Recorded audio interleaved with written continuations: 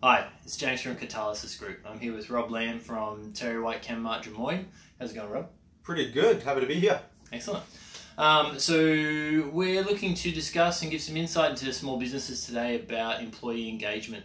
So Rob has recently moved back up from Sydney, I understand. Yeah. So I've got a small size pharmacy down in Sydney, but we like to play a bit bigger. So we've still got about 12 people on our team. Excellent. But we definitely want to run the business like it is a bigger business, even though we are small from a footprint perspective. Yeah. Excellent. So employee engagement is really important to businesses because it helps with not only your engagement, long-term staff retention, customer service. So why, to you, what is employee engagement and why is it so important to you? So employee engagement for me as an owner, I think it really follows through on the main principle of what we call a business cycle. And this is something that we pretty much lay down for every single person who comes in to work for our team. And it's essentially, there's four entities. There's the owner, there's the team member, there are some customers, and then there's the business.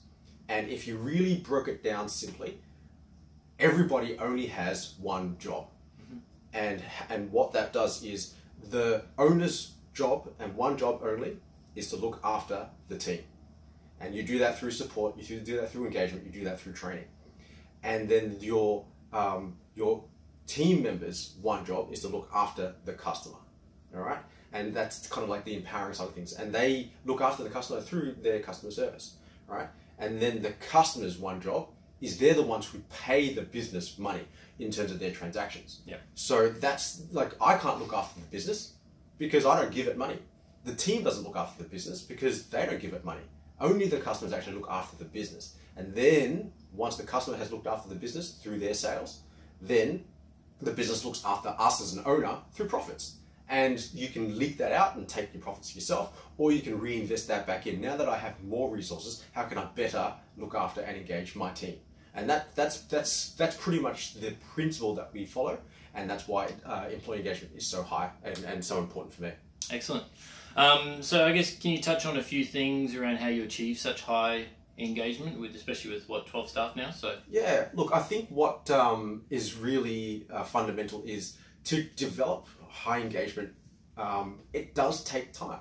Like, it's not something that you can just switch on overnight. No. It takes time, and it takes a lot of, I guess, credibility. If we've got this principle as a business cycle, and my one job and my one job only is to look after my team and engage my team, yet then when a customer comes in and I go, nah, don't talk to them, I'm going to look after the customer myself, that really undermines and cuts out the team member. So what I'm trying to say is really live up to that principle, really live up to that philosophy, and say, okay, now there is a customer that's coming through, they're very important, or whatever it might be. How can I best empower and look after my team member to ensure that they are providing the best service as much as possible? And the dialogue should be, how can you improve, or how can I help you do your job as best as possible? And making sure that that dialogue is constant, it's open. We have regular team meetings, which is pretty uncommon in pharmacy. Yeah. But the team meetings isn't designed, again, for us to have, as owners or management, to just download a bunch of instructions onto them. It's about them to give me feedback. They're the ones on the floor. They're the ones serving customers all day. What can they tell me in terms of feedback of what's working, what's not, and how can I help them do their job as best as possible? Okay. So when you're obviously down in Sydney within your pharmacy, those were face-to-face meetings? Yes, they were face-to-face, but we slowly tried to phase out as many, because it's not always easy to get everybody in. Like, I think absolutely face-to-face is the best. It is number one, and you want to be doing it as much as possible. But you want to also take into account just the travel time and the actual convenience and the practicality of doing such things. Rostering, all those sorts of things. Yeah, so we went through a bit of a journey as well. We pretty much went, all meetings need to be face-to-face, no phone calls, no video calls, it's all face-to-face. And what we found was, as great as they were, it was just really hard to get everyone in together. So we'd end up having these massive 3-4 hour meetings off-site, and we'd achieve a lot, but we couldn't do it that regularly. We'd only be able to do it every 3 or 4 months. And what we found was we are more willing to have shorter meetings, but more frequently, rather than just one big chunks. So, and the best way to do that, to just go, hey, look, it's not going to be that hard to dial in for 15 minutes or 20 minutes or half an hour or even an hour. So, so now we've kind of settled on a 1 hour whole of team meeting once per week. That's face to face.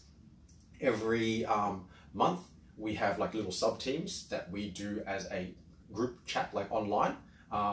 So that's also using technology for that one. At a weekly level, we also have management meetings, also through video chat and online. And the whole team itself has, we use just a group chat message, and we kind of update each other. If someone's got something that's missing, going, hey, can someone, fill me in on this one? Or has anyone seen this product that was put aside for somebody?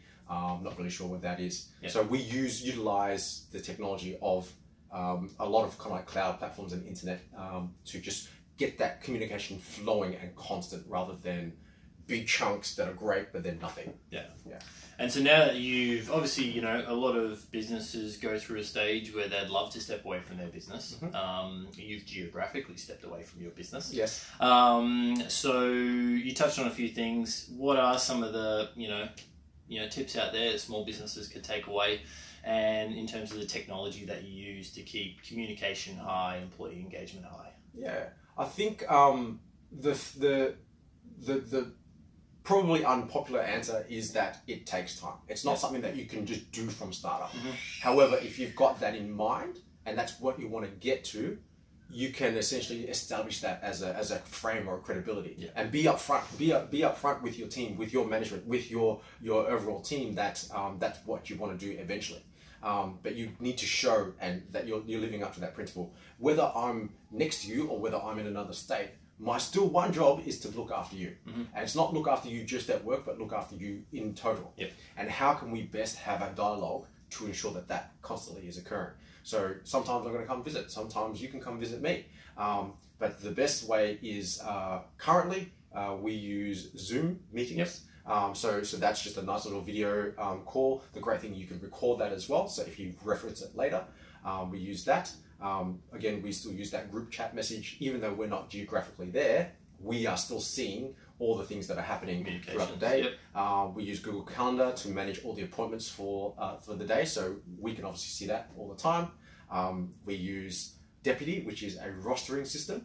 So at any one moment, I can just log in and I see who's working today, and therefore I can go, okay, well, I want to see if my manager is, like, just how he's going personally. It's been a really, I just looked at the reports for February, and they're really positive. All right, so I wanted to have a time to catch up with him to see how he's going personally, and I could just jump on, check the roster, know that he's not working on Thursday, so I'll give him a call on Thursday, and then just catch up with him, and see how he himself is going as a person. You've had a really great February. What did it take? What did you learn from that? And what are you going to carry forward? What did you, what are you really proud of? Those sorts of things, and making sure that those conversations are positive and constructive. Yeah, that's good. All right, hope that's helped. Stay tuned. You can catch the full article at thecatalysisgroup.com.au. My name's James. Thanks for coming in, Rob. No worries. Anytime.